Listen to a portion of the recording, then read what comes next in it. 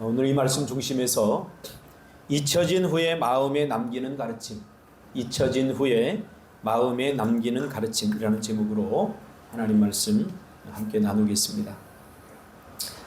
우리 한국교회가 겉으로 보기에는 아직 굳건해 보이지만 속으로는 많이 허약해진 것을 느낍니다. 믿음도 생각도 많이 빈곤해졌습니다. 특히 이 코로나를 겪으면서 우리 개신교 100만 명 이상의 성도들이 교회를 떠났다고 합니다. 이것은 결코 우연한 일이 아닐 것입니다. 교회 안에는 여전히 믿음의 사각지대에 머물러 있는 성도들이 있다는 것입니다. 이제 우리 교회뿐만 아니라 한국 교회는 이러한 현상을 만들어낸 우리 교회 교육의 민낯과 생각의 빈곤을 깊이 고민해 보아야 할 때입니다. 그저 교회만 다니면 성도냐, 교회만 다니면 부모님들은 안심하느냐, 아니라는 것입니다. 인정하고 싶지 않지만 결국 교회 교육의 비참한 패배라고 저는 생각합니다. 이대로는 안 될 것입니다. 그래서 저는 목사님들을 만나고 성도님들을 만날 때마다 이제 한국교회 판이 달라져야 된다고, 한국교회 판을 다시 짜야 된다고 그렇게 주장합니다. 그리고 저도 이렇게 판을 지금 다시 짜고 있어요. 무모해 보이고, 제가 제주로 온다고 하니까 노예 목사님들이 무모해 보이고, 그리고 뭐 노년을 위해서 미리 가서 노년 준비하냐? 별 오해도 다 듣고 그러면서 여기까지 왔지만 하나님이 주신 사명이 있기에 기꺼이 올 수 있었습니다. 예수님은 부활 승천하시면서 마지막 우리에게 당부하신 말씀이 마태복음 28장 19절에서 20절입니다. 그 말씀에 의하면 그러므로 너희는 가서 모든 민족을 제자로 삼아 아버지와 아들과 성령의 이름으로 세례를 베풀고 내가 너희에게 분부한 모든 것을 가르쳐 지키게 하라 라고 말씀해 주셨지만 가르쳐 지키게 하는 사역이 뭔가 지금 잘못되어 가고 있음을 우리는 부인할 수 없는 사실입니다. 우리 모두에게는, 그리스도인에게는 공통적인 사명이 있는데 뭐냐면 가르쳐 지키게 해야 하는 교사의 사명이 우리 모두에게 부여된 공동체적 사명인 것입니다. 그러므로 먼저 믿은 사람은 믿지 않은 사람을 가르쳐 지키게 해야 하는, 제자로 삼아 가르쳐 지키게 해야 하는 그런 공동된 사명을 가지고 고민을 해야 합니다. 그러므로 가르치는 일도 예수님처럼 자신의 삶에서 시작해야 됩니다. 가르친다 그러니까 타인을 바꾸려고만 해요. 내가 바뀌지 않고 타인을 바꿀 수 없습니다. 그래서 가르치는 일은 예수님처럼 자신의 삶에서 시작을 해야 하는 것입니다. 그래서 가르치는 자는 배우는 자다, 그런 말도 있습니다. 가르치는 자는 배우는 겸손한 자고 가르치는 자는 사랑으로 가르쳐야 됩니다. 왜냐하면 사람은 가도 사랑은 누군가의 가슴에 깊이 뿌리를 내리기 때문입니다. 오늘날 우리의 가르침이 너무 단회적이고 너무 일시적인 가르침입니다. 예수님의 3년은 그의 전부였습니다. 그의 일생이었습니다. 3년 가르치기 위해서 30년을 이 땅에 그 가르침의 준비가 필요했던 것입니다. 예수님도 그렇다면 우리도 이와 다르지 않습니다. 가르치는 데 있어서 가장 중요한 것은 바로 사랑이라고 저는 우리 교사들에게 늘 이야기합니다. 다른 거 안 가르쳐도 좋으니 그 아이들의 마음에 사랑이 남게 하라 라고 저는 계속해서 우리 교사들에게 이야기를 합니다. 그렇지 않으면 우리의 모든 가르침은 울리는 꽹과리가 될 것입니다. 그동안 한국교회의 가장 큰 화두는 개인적으로는 사회에서의 성공과 그리고 공동체적으로는 교회의 성장이었습니다. 그것이 하나님께 영광을 돌리고 세상을 변화시키는 일이라고 생각을 했던 것이죠. 그래서 예수 믿으면 성공하고 성도들을 교회로 많이 모으는 그런 성장은 이루어졌지만 세상에 선한 영향력을 미치는 일에는 실패하고 있습니다. 세상 사람들은 더 이상 그리스도인들의 성공과 교회의 성장을 부러워하지 않습니다. 과거에는 그랬어요. 예수 믿으면 성공할 수 있어. 예수 믿으면 복 받을 수 있어. 그러면 교회 왔어요. 그리고 실제로 그런 일들이 듬듬이 일어났어요. 그러나 요즘은 이것 가지고는 전도를 할 수 없습니다. 교회의 성공이, 교회의 성장이 나에게 그리고 세상에 어떤 영향을 미치는가를 보는데 오히려 세상 사람들은 교회가 세상에 악영향을 미친다고 보고 있는 것입니다. 왜 세상 사람들이 그런 생각을 할까요? 이것은 철저히 우리가 반성해야 될 문제입니다. 우리는 그동안 반성해야 될 일을 기도합시다 하고 기도로 덮어버렸어요. 반성해야 될 것은 철저히 반성해야 됩니다. 교회 교육이 잘못되어 가고 있다고, 뭔가 문제가 있다고 떠들어댄 지가 30년이 넘었는데 아무도 희생하지 않고 헌신하지 않아요. 결국 어떻게 됩니까? 저 유럽의 교회처럼 이제 앞으로 한국교회는 텅텅 비어질 것입니다. 다음 세대요? 벌써 교회 주일학교가 사라져가고 있습니다. 모두 걱정을 하는데 아무도 대안을 내놓고 있지 않습니다. 저는 그런 안타까운 마음으로 작은 교회를 선포하게 되었습니다. 한 사람이라도 제대로 양육을 해보자. 부족하지만 저희 교회는 그래서 다 저하고 성경 공부합니다. 얼굴 맞대고 다 성경 공부를 합니다. 세상 사람들은 더 이상 그리스도인의 성공과 교회의 성장을 부러워하지 않습니다. 세상에 선한 영향력을 미치려면 온유해야 됩니다. 우리 온유 어디 갔어? 이름 참 잘 지었어. 세상에 선한 영향력을 미치려고 하면 온유해야 됩니다. 부드러워야 된다는 말입니다. 우리의 품격이 고상해야 됩니다. 그런데 오늘날 그리스도인들은 너무 무례합니다. 말과 행동이 너무 천박합니다. 겉으로 드러난 종교적 모습이 아니라 보이지 않는 내면의 모습이 나의 진짜 모습일진데 우리는 다시 우리의 신앙을 복귀해 보아야 합니다. 사실 그렇게 따지면 예수님의 교육도 성공했다고 볼 수 없습니다. 실패한 거죠. 왜요? 3년 동안 그렇게 교육했는데도 그가 선택한 제자들에 의해서 예수님이 팔리지 않았습니까?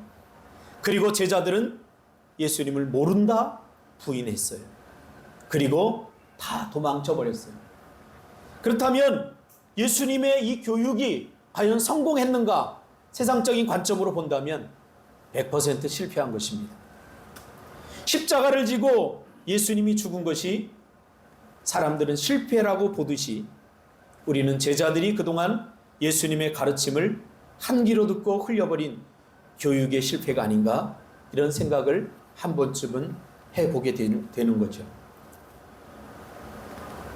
그러나 제자들은 부활하신 이후에 주님을 만나게 되고 그 만남 이후에 제자들의 삶은 입체적으로 변화되었습니다.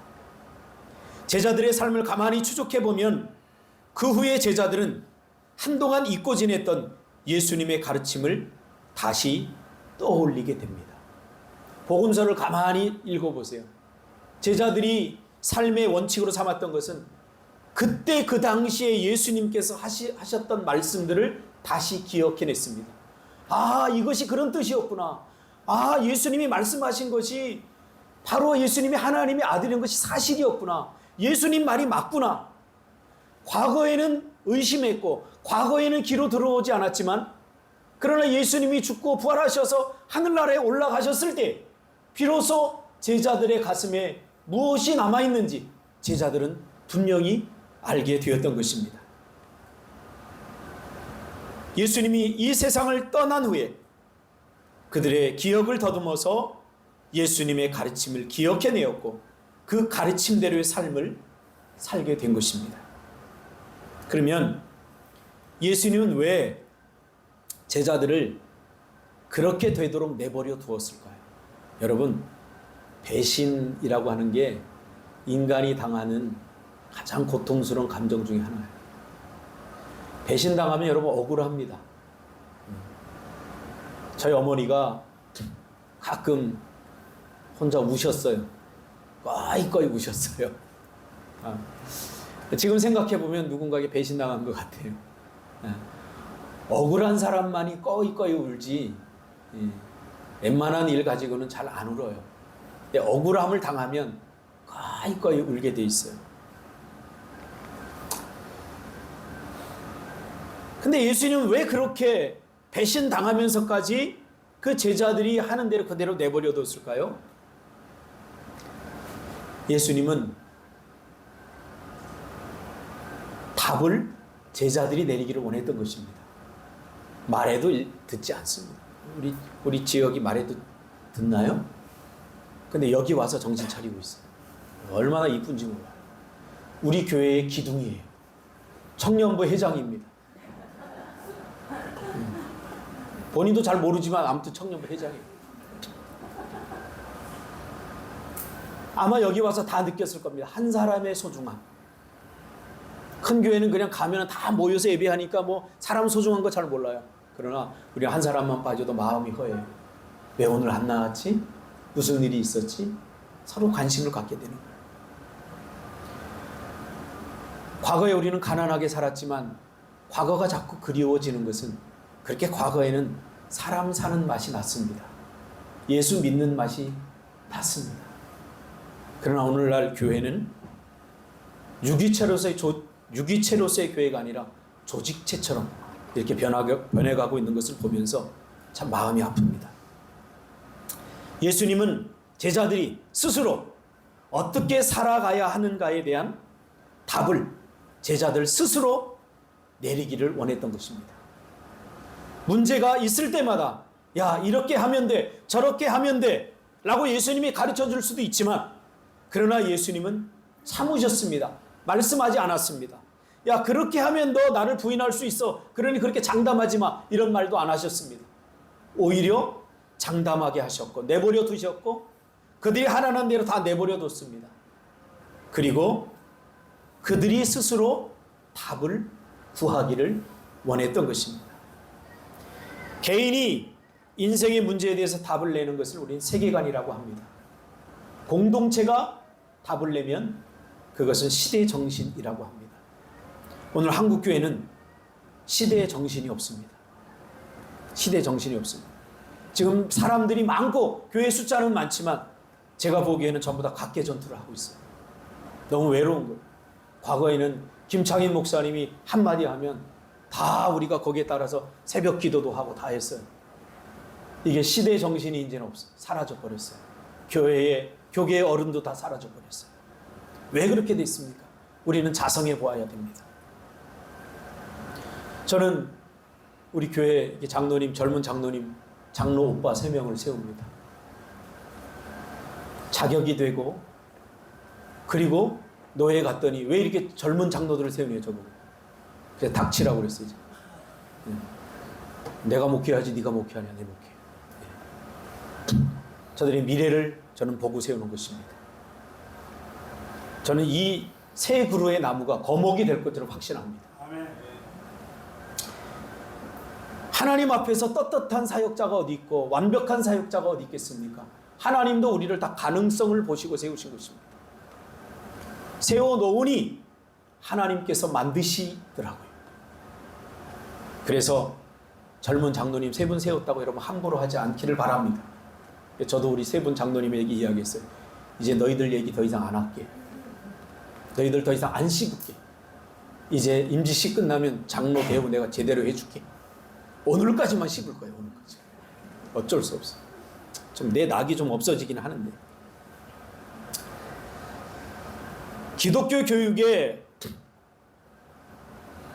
권위자인 심리학자인 허친슨이라는 심리학자가 이런 이야기를 했습니다. 교육이란 잊혀진 후에 마음에 남기는 것이다.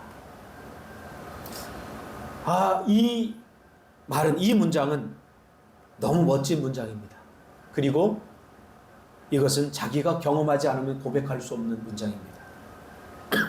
교육은 잊혀진 후에 마음에 남기는 사역이어야 됩니다. 이것이 교회의 교육이어야 됩니다. 내가 내 시간의 결과를 내려는 달콤한 유혹, 얼마나 많은 사람들이 이 유혹에 교육을 포기하는지 모릅니다. 지금 한국 교육은 교사가 3D 직종의 하나가 됐습니다. 다 포기하고 떠납니다. 한국 교육이 언제부터 무너졌냐라고 저에게 말하면 제가 연구한 바에 의하면 월급을 많이 받고 괜찮은 직업이 됐을 때 한국 교육은 무너졌습니다. 그 전까지만 해도 교사들이 박봉에 사명으로 일했습니다. 네? 사명으로 일했어요. 가출해서 학교 안 오면 찾아다녔어요. 교사들이 찾아다녔어요. 참 우리 주일학교 교사들 너무 감사해요. 새벽기도 안 나오면 우리 집까지 찾아오더라고요. 우리 딸들 깨우더라고요. 내가 제발 일어나 막 이래도 안 일어나요. 새벽기도 안 나와요. 근데 희수 집사 가가지고 야 일어나. 그럼 일어나서 나오더라고요. 일단 서로 관심을 가져야 됩니다. 그래서 우리는 묻고 또 물어야 됩니다. 내가 신앙생활 제대로 하고 있는지, 내가 가는 길이 맞는지, 괜히 착각하고 착오하면서 뭐 이렇게 믿으면 되는 거겠지라고 생각하면 안 됩니다. 지금까지 그래도 내버려둬서 한국교회가 이 모양이 된 겁니다. 왜? 신앙이 좋아질수록 우리의 삶은 나빠지는 거예요. 왜 교회에 오래 다닐수록 그렇게 고집스러워지고 생각이 좁아지고 옹졸해지는지.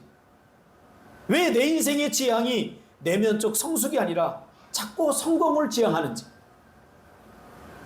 우리는 묻고 또 물어야 됩니다.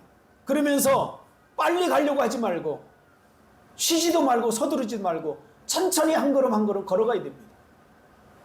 백석대 기독교학부 한만호 교수가 전국의 교회학교 교사를 조사한 바에 의하면 교사를 포기하고 싶은 이유는 학생의 변화나 열매가 없을 때라고 조사되었습니다.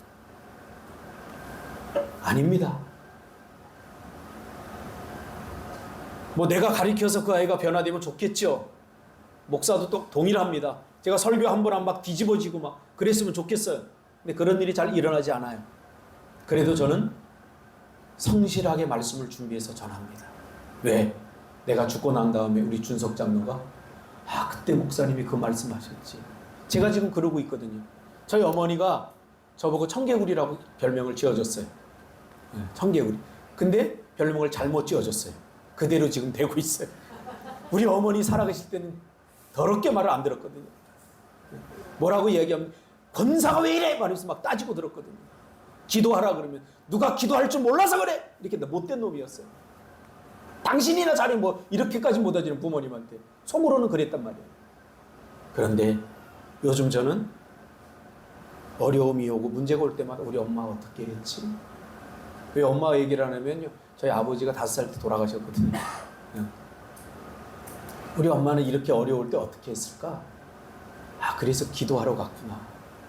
기도하는 거예요. 지금 여기서 모든 승부를 교사들 다 보려고 하지 마세요. 이니가 저기 앉아있잖아요. 무슨 소리인지도 모를 거예요. 설교 다 알아듣니, 이나? 알아듣지 못하는데 저기 앉아있는 게 얼마나 감사해요. 지혁이가 그랬다니까요.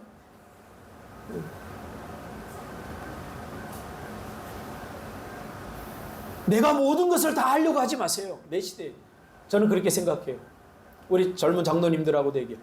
우리가 할 수 있는 데까지만 하자. 제주도로 왔는데 여기에 부흥시켜서 교회 짓느라고 이렇게 대출 받아서 몇십억 해서 그런 거 하지 말고 우리가 할 수 있는 선에서 우리가 하는 만큼만 하고 행복하게 사역하다 주님 부르면 나는 은퇴하고 나 은퇴할 때 너희들도 같이 은퇴하자. 왜냐하면 또 장로 됐다고 또 나중에 또 우리 목사님이 이렇게 했는데 저렇게 했는데 제일 많이 따지는 사람들이 1세대들이거든요. 그래서 1세대들은 제가 다 데리고 같이 은퇴할 겁니다. 선교지로 갈 거예요. 선교지. 그러니까 장로님들 돈 많이 버세요? 박상원 장로님? 그때 비행기 좀 티켓팅해 그러면 쫀쫀하게 비싸서 그러지 말고 제일 좋은 걸로다가. 사도 바울은 이 부분을 가장 명쾌하게 요약해주고 있습니다. 오늘 본문입니다. 그것이. 가르쳐 지키게 하는 자들이 기억해야 될 건이 뭐냐면 6절입니다. 나는 심었고 아볼로는 물을 주었을 때 오직 자라게 하시는 이는 하나님뿐이시다. 필리핀에서 선교하는 제 친구 목사가 그런 카톡이 왔어요. 이제 나 조금 있으면 이제 은퇴도 이제 다가오고 그러는데 선교지에서 은퇴를 해야 하려니 벌어놓은 것도 없고 아무것도 없고 이제 은퇴하려니 참 두렵기도 하고 별 생각이 다 든다. 그렇죠. 그렇습니다. 그래서 제가 위로했어요. 왜냐하면 위로는 자기보다 못한 사람이 있어야 위로가 돼요. 자기보다 잘난 사람이 옆에서 아무리 해봤자 이거밖에 안 되는 거예요. 그래서 내가 그랬어요. 나도 아무것도 없다. 목회해도 별반 뭐 그렇게 대단한 거 없다. 내가 뭐 연금 보험을 들기를 하냐. 또 연금도 못 들어요. 아무것도 준비된 거 없다. 그냥 나는 주님이 하시는 데까지 하라고 하고 그 다음에 주님이 책임질 거를 알고 나는 하고 있다. 우리가 언제 뭘 바라고 했냐. 우리 그렇게 하자. 혹시 내가 좀 잘 되면 네 숙소 하나는 내가 저기다 끝에다 하나 마련해 줄 테니까 기억날 때마다 기도해라. 제가 그렇게 팁을 줬습니다. 여러분, 이 말씀을 많은 사람들이 하나님께 집중해서 들어요. 그래, 우리가 하는 것은 별 볼 일 없어. 그러니 내가 심고 아볼로는 물을 주는 거 그거 무슨 필요 있어? 하나님께서 다 자라게 하시는데 이 말을 거꾸로 들어야 돼요. 그래서 심는 게 중요하고 그래서 물을 주는 게 중요합니다. 그래야 하나님께서 자라게 하시기 때문입니다. 그래서 하나님께서 열매를 맺게 하시기 때문입니다. 어차피 하나님이 다 알아서 하실 건데 그러면서 심는 일을 게을리하고 물을 주는 일을 게을리, 다시 말하면 가꾸는 일을 게을리할 때, 우리가 다음 세대들에게 무관심할 때 하나님께서는 더 이상 자라게 하실 수 없습니다. 심지 않은 것에서 어떻게 거둘 수 있겠습니까? 달란트에 비유해서 말씀하시잖아요. 어떻게 심지 않는 데서 거둘 수 있겠어요? 그래서 우리들은 누군가가 심어놓은 씨앗들이었습니다. 우리 유지연 집사님은 부모님이 모태에서부터 심어놓은 거죠. 대단한 분들이죠. 모태에 심어놓은. 그리고 누군가 많은 사람들을 만나서 많은 사람들, 교사들, 주변의 사람들이 물을 준 거예요. 감사하세요. 나 혼자 큰 거 절대 아니에요. 절대 나 혼자 큰 거.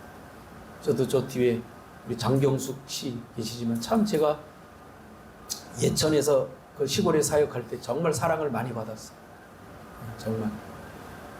매일 그곳을 떠나고 싶었지만 견딜 수 있는 것은 우리 장경숙 집사님 사주는 맛있는 점심 때문이었어요.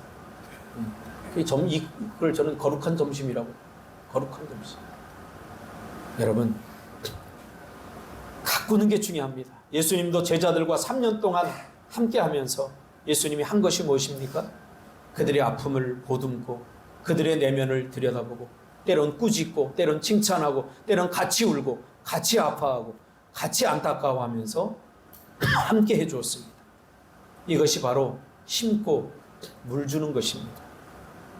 참 저번 주엔 전 굉장히 감동했어요. 우리 태한 장로님 큰아들 우리 시온이가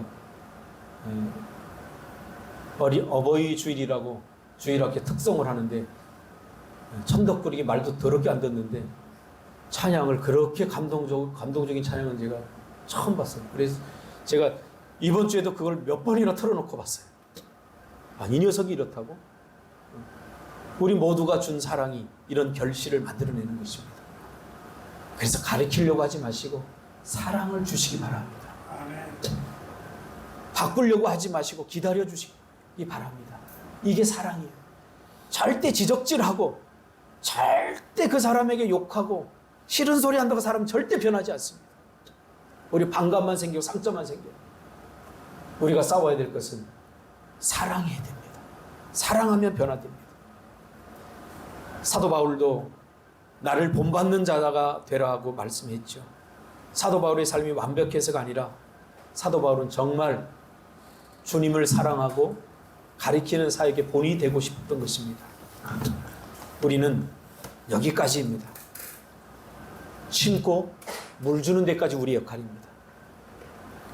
거기까지만 하면 되지 않겠습니까?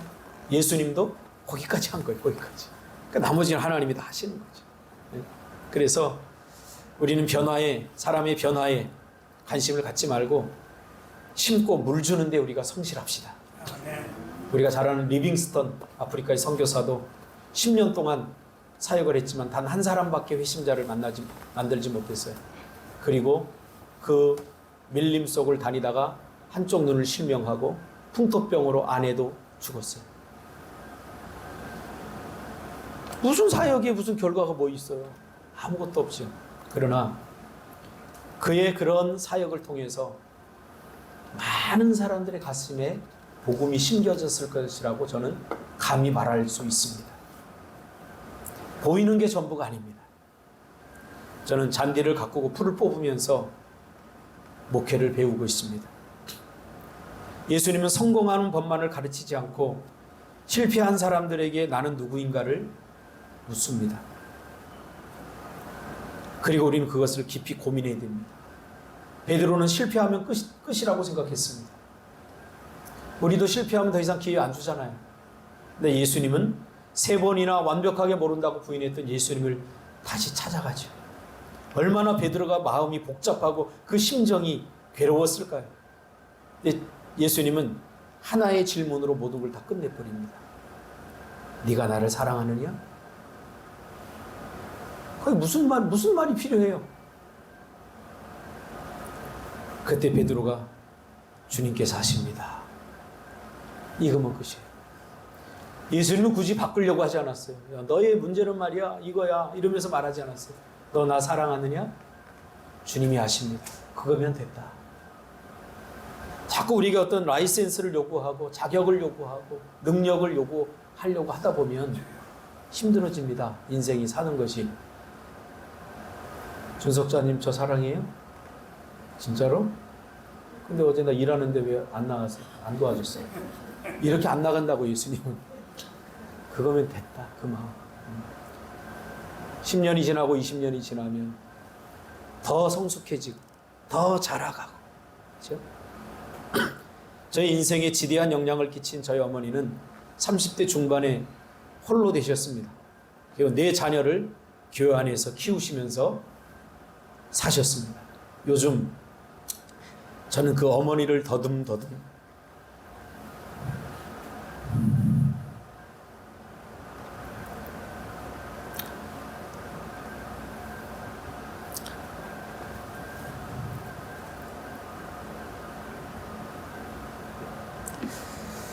더듬으면서 삽니다. 남겨놓은 것, 재산은 아무것도 없습니다. 근데 보니까 어머니가 저를 남겼더라고요. 그래서 제가 성실하지 않으면 안 돼요. 저는 기질적으로 좀 성실하지 못한 편이에요. 성실할 수가 없어요, 기질적으로. 그래서 그걸 극복하기 위해서 수첩에다 적어놓고 열심히 저는 사역을 하고 있습니다. 오늘은 굉장히 뜻깊은 날입니다. 우리 장로님 3분, 또 임직자 우리 3분 이렇게 세워집니다. 우리 장로님들은 고등학교 때 제가 만났고요.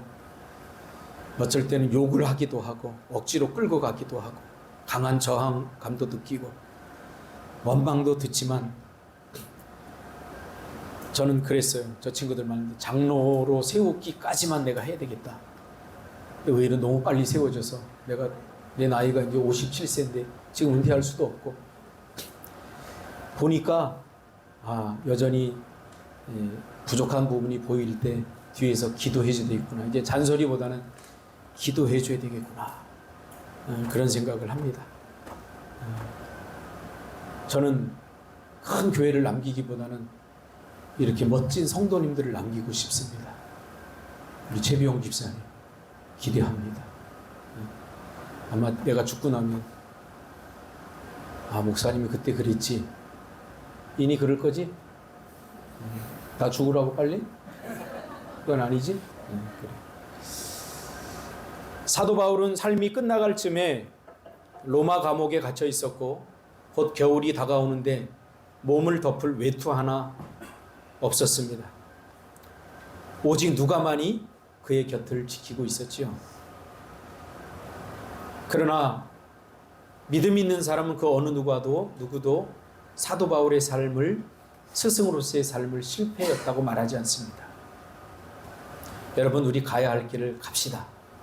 우리 교회에 어린이들이 얼마 많은데, 우리 5, 6까지 해서 몇 명? 지금 눈에 보이는 애들만 몇 명? 5명? 눈에 안 보이는 애들까지 몇 명? 왜 이렇게 믿음의 눈이 없어요? 30명. 그러면 우리 새끼들만 해도 이제 다 되는 거. 다 애들 다 나세요. 다 해서 주일학교 없어지니까. 친정이 몇 명? 목사님 자녀만큼 최소한 나야 돼. 그래야 사람으로 인정받아. 그렇습니다. 신앙은 소신이 있어야 됩니다. 옆을 보고 큰 교회 이렇게 다니면서 지혜가 그렇겠지, 그렇지? 다니면서 멋진 찬양 집회도 좀 보고 싶고, 겨우 매형이 매일 하는 별로 아름답지도 않은 목소리 들으면 찬양하려니 별로 은혜도 안 되고. 그러나 좋은 찬양, 멋진 화음을 넣어서 하는 찬양은 어디 가서나 볼 수 있지만, 이 찬양이 전 귀해요. 저는 준석 장로님의 찬양이 정말 은혜스럽습니다. 감동이 듭니다. 우리 박상원 장로가 더듬거리면서 요즘 지금 야근하거든요. 기도 준비하라고 그러면 좀 멋지게 좀 준비하고 기도도 해야 되는데, 기도 안 한 티가 팍팍 내서 써서 읽는 기도지만 저는 그 기도가 감사합니다. 시간 많을 때 누가 기도 못합니까? 여유로울 때 누가 멋진 문장을 넣어서 기도 못 만들겠습니까? 그러나 그 바쁘고 힘든 가운데서도 목사님 나 기도 못하겠습니다.